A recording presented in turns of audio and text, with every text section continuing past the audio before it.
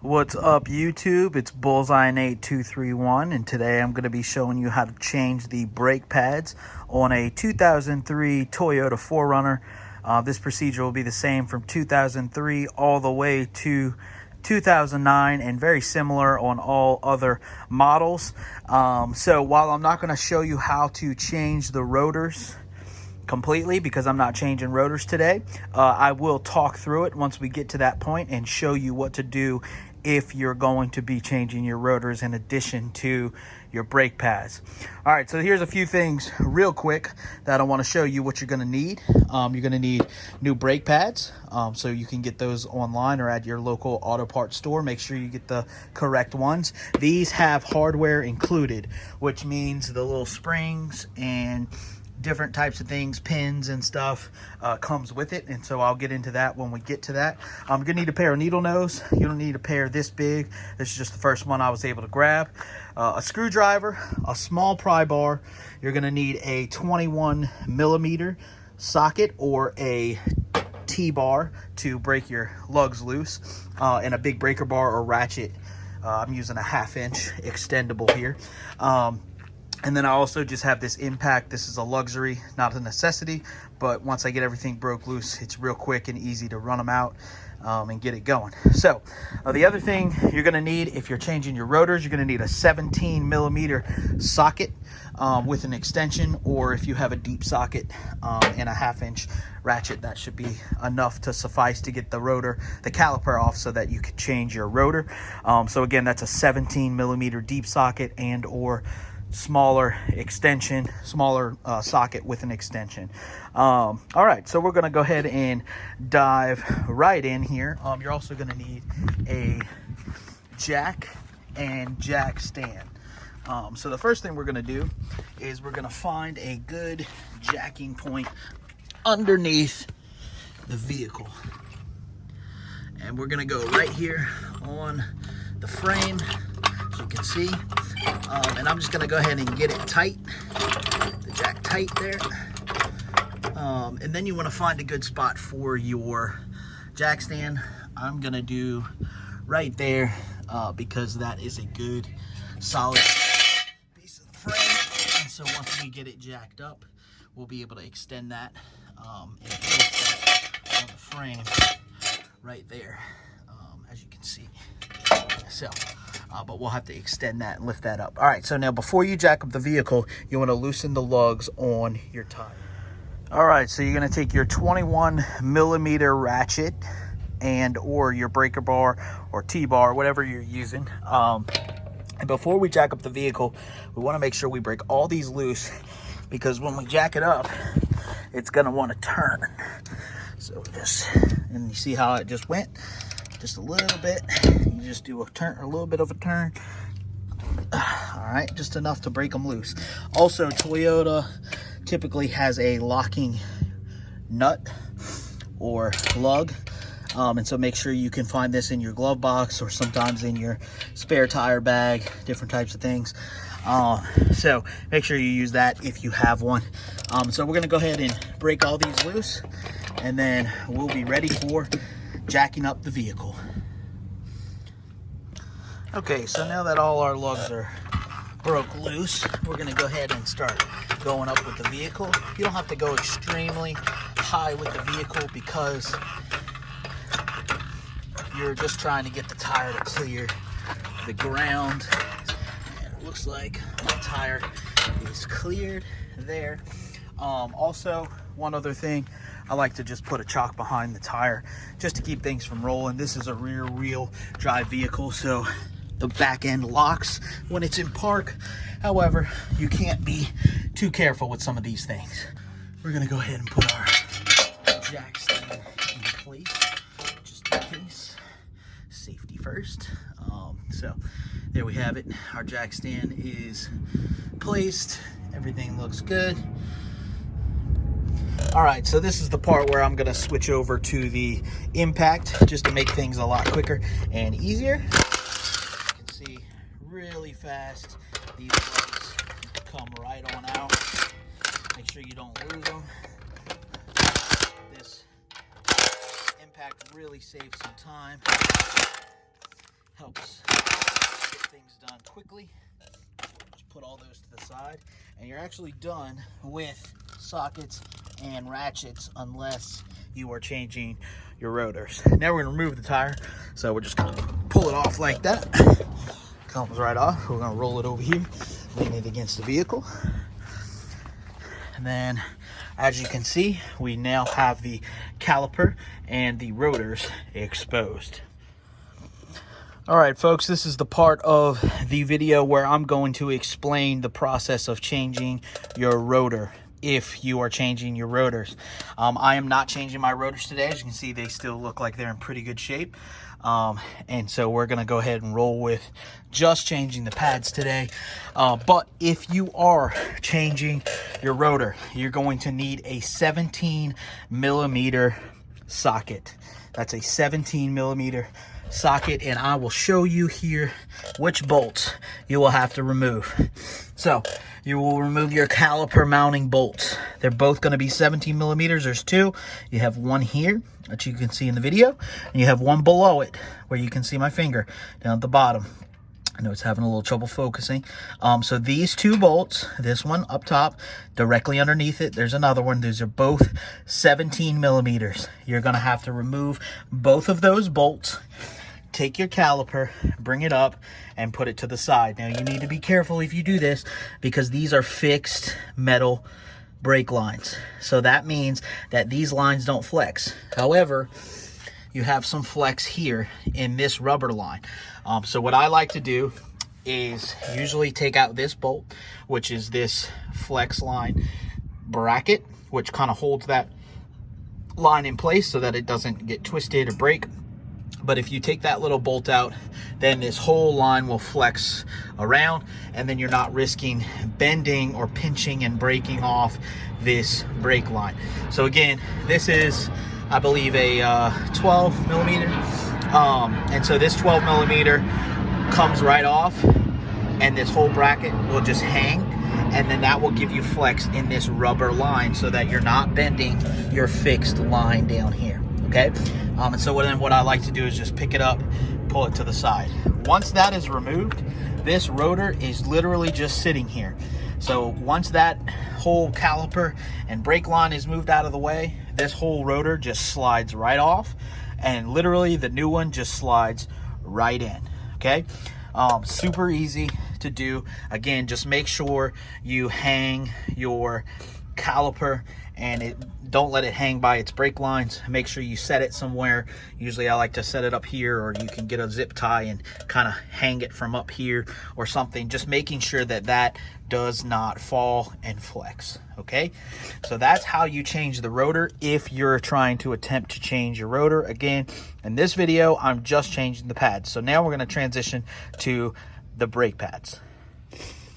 All right, so now since we're transitioning to the brake pads, your brake pads are located right here inside the caliper. These are designed to slide out from the back side if you are just changing the pads.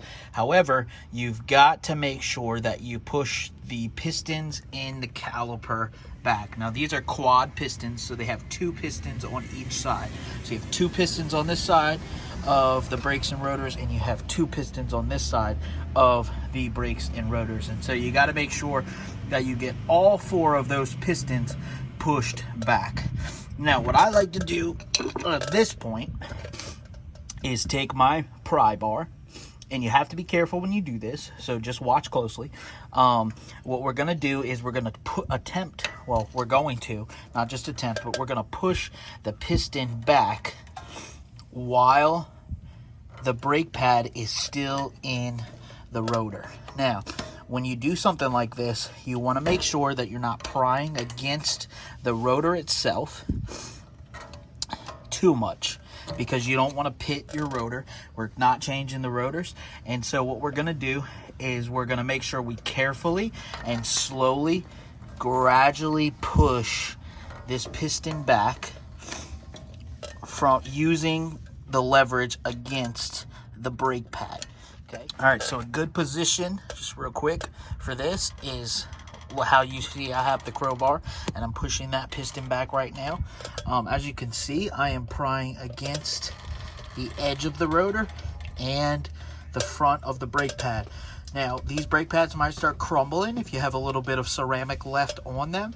However, that's fine. You're not reusing these brake pads. They're all going to the trash anyway. So just make sure you continue to pry on the brake pad and not score up your rotor. Once you get the piston all the way back, it should look like this. Make sure you do that for both sides. Now I'm going to do the back side. All right, once your calipers are pushed, pistons are pushed back completely, you can see now there's a lot of room in between. That's going to be enough room to accept the new brake pads. And so what we're going to do is we're going to go ahead and now remove the pins. These pins are what holds the brake pads in and helps them to work. So you're going to get your needle nose and you're going to take out this cotter pin first. We'll go ahead and remove that. Just pulls right on out. And then you push the pin and the pin slides out super easily. Okay, if there's a lot of brake dust and brake buildup, it may not want to slide out quite that easy. So just make sure that you are careful with that and just do what you need to do. We're also going to clean these here in just a minute as well. So we're going to do the same thing for the bottom one now. Locate the cotter pin. I'm going to pull it straight out. Put it down on the ground. All right, now on the bottom, you will notice there's also a tensioner spring. All right, so that is going to have to be put back in. That's some of that hardware that I was telling you about in the beginning that comes with these brake pads. If for some reason they didn't give them to you, make sure you reuse the old ones or go purchase new ones.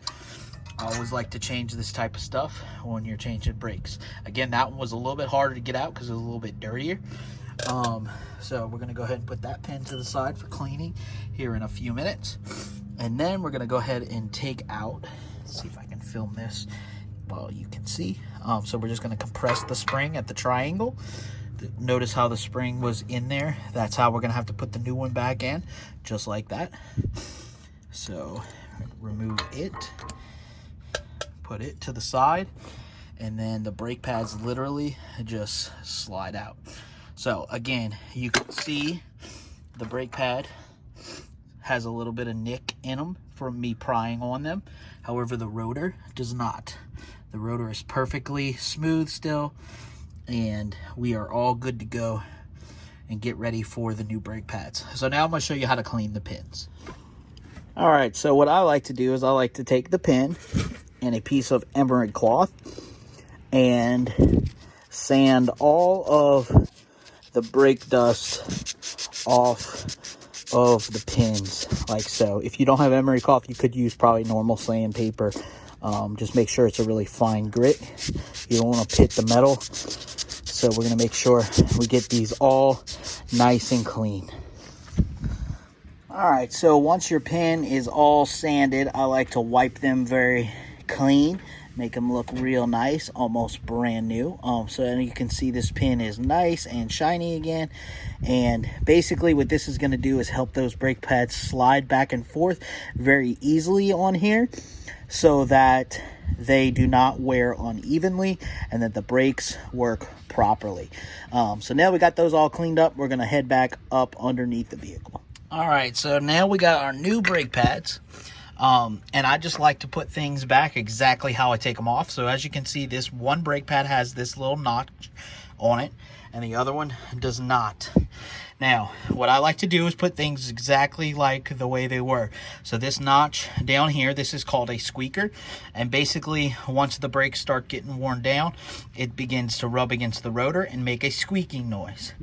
Once it starts squeaking, it basically lets you know that your brakes need to be changed. So that was on the back bottom. So I'm going to position this brake pad to be on the back bottom. Now don't push them all the way in, because remember your pin's got to slide through here. So if you push them all the way in, it would be too far. This hole lines up with the pin.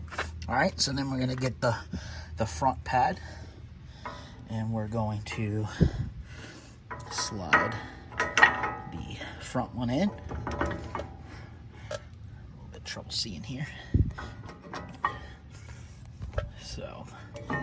again, that's why it's important to make sure you push the caliper back all the way. My rotor's a little loose, so that's why I'm having some problems here. All right, there we go. We got it.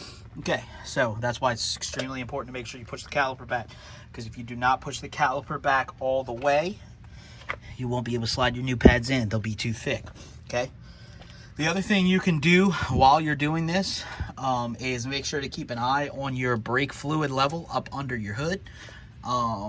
If you have too much fluid, if you had a little bit of fluid because your brakes were worn down and you began to push that caliper back, it could overflow a little bit. So you maybe would need to take a syringe and take a little bit out, or open the cap so that it had some room to breathe while you were pushing that back. So now we're going to take our cleaned up pins, and again, they go right here in these holes. Make sure they go through the new brake pad. And then we're through the front one. And we're gonna keep sliding, go through the rear. It's a little bit off, so we have to adjust that around a little bit. All right, once it is all the way through, make sure the hole is facing out, and you're gonna get your new cotter pin. This is some of that new hardware that was included, and you're gonna push that on so that your pin is now secured. I like to leave these in the upright position so that they are most likely gonna be in the upright position next time, and I'm not trying to have to fight them to pull it out.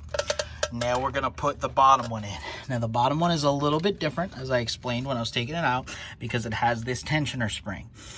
Basically what you wanna do first is position your tensioner spring between the two brake pads around the hole. See, it's around the hole here, it's around the hole on this side, and then we're going to push our pin through the caliper and make sure it's going around the spring.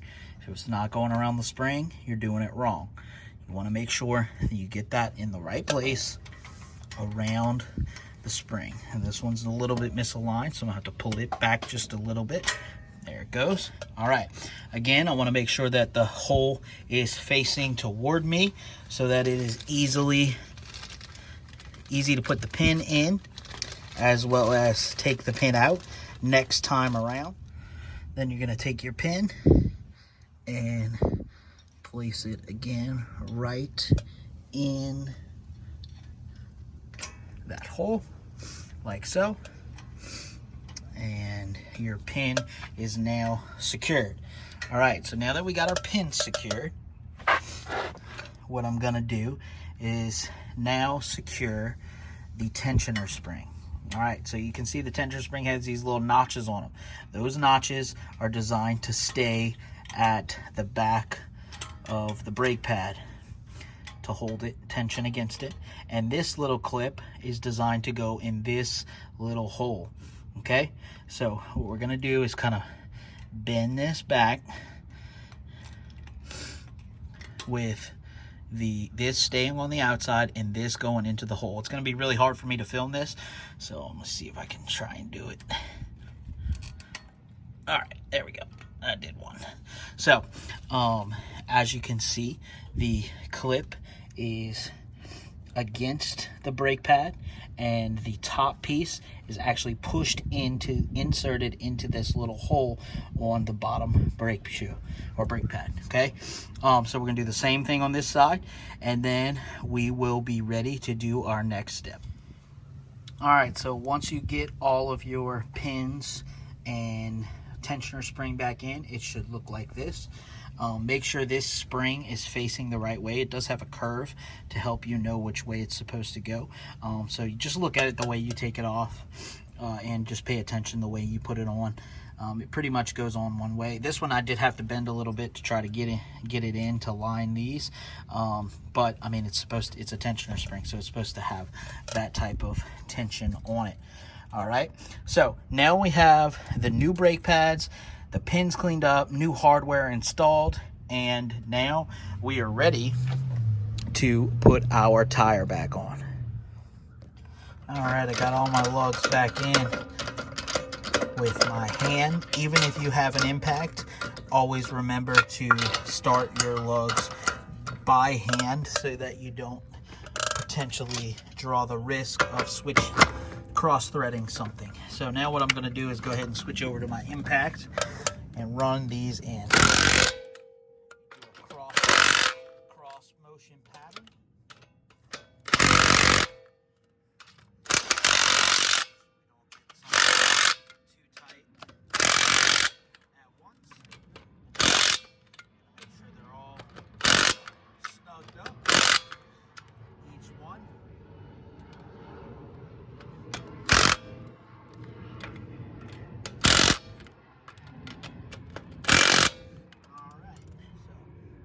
Those all snug. Now I am ready to lower the jack so that we can put the vehicle back on the ground. Remember, before you lower your jack, take out your jack stand that you had there for safety purposes. So sometimes you might have to go up a little bit on your jack to get your jack stand out, especially if the jack seeped a little bit. And now we're going to go ahead and let the vehicle down like so. And now that we got the vehicle back on the ground, you can take your ratchet and 21 millimeter. Make sure your lugs are snug. That impact doesn't quite have the foot-pounds that it needs to fully tighten the lugs on the wheel. However, that is how you change your brakes and an explanation of how you replace your rotors on a 2003 Toyota 4Runner. This would be the same from 2003 all the way to 2009. I hope this video is helpful. Don't forget to do both sides at once. I already did the other side today, so just filmed this second side for you so that you could know how to do this operation on your own vehicle. So if you have any questions, feel free to comment. Thanks for watching. Don't forget to subscribe and hit that thumbs up. We'll see y'all next time.